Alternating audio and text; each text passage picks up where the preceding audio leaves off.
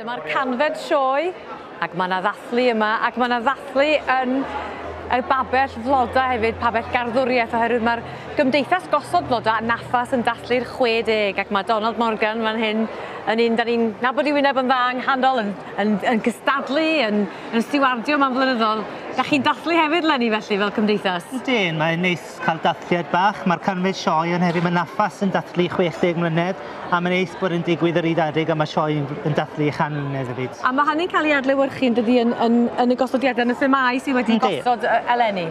Ydyn, mae lawer o themau, mae'n interior design, mae gennym ni wedyn y Lost Garden, a mae hwnna'n diddorol iawn, achos mae pawb wedi ddehongli rhywbeth hollol wahanol.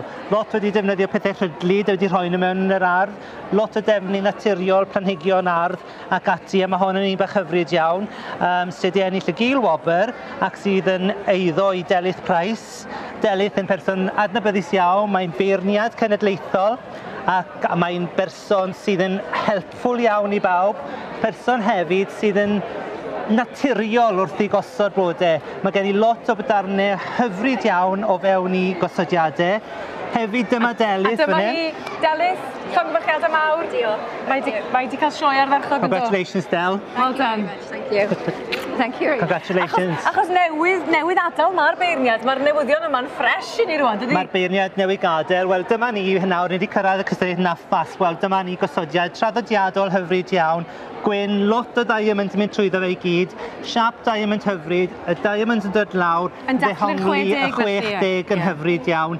Ac eto, mae gennym ni sioe fawr yn digwydd i fyny yn Llundain i ddathlu 60 mlynedd yn Islington hefyd yn mis nesaf. A fi'n siŵr mae Delyth yn un o'r beirniad fyny hefyd, so mae'n dangos bod y safon yn dda iawn, a bod beirniad da a cystadleuaeth dda sy'n mynd i fod yn ffeir iawn i bawb sy'n cystadlu yn y sioe yna fyd. Mae bod yma'r bnawn dy Sul fel oeddwn i ddoe, eich gwylio chi gyd wrth eich gwaith. Mae'n wers, mae fel masterclass yma, eich gwylio chi. Da chi mewn oriau ydych chi'n gosod. A mae'r awr fawr bore yma wedi dod ar canlyniad felly. Be mae'n olygu i chi? Yndi, mae'n gwaith caled. Mae lot o'n i gweithio. Rhai o'n i gweithio tan 5 gloch y bore yn y goliadau artiffisial yma. Felly bod e ddim yn edrych yn dda iawn pan mae damsen i llyged yn hanner cae ac ati. Ond mae fe'n hyfryd iawn pan wyt ti'n cael unrhyw wobr yn y sioe fan hynol. A ti wedi cael y drydydd wobr yn y dosbarth yma, sef Orient Express. Yndi, yr Orient Express. Wel, o'n i'n teimlo bod eisiau lliwiau llachar. Floor exhibit oedd eisiau weld o am gylch bob ffordd. A ni'n teimlo bod y lliwiau llachar yma, rich, a'r sort of Proteus, a'r Red Hot Pokers, a dod mewn ar trac ac ati. A ni'n teimlo bod eisiau'r het i cael y sort of fine dining, ti bod fel oedd nhw'n wneud amser ni. Bendigedig. Ond eto, chi bod deonglad beirniad o beirniad, a wedyn mae fe'n hyfryd cael unrhyw gardiau fel ni'n gweud, a mae'n neis iawn cael yn y ganfed sioe.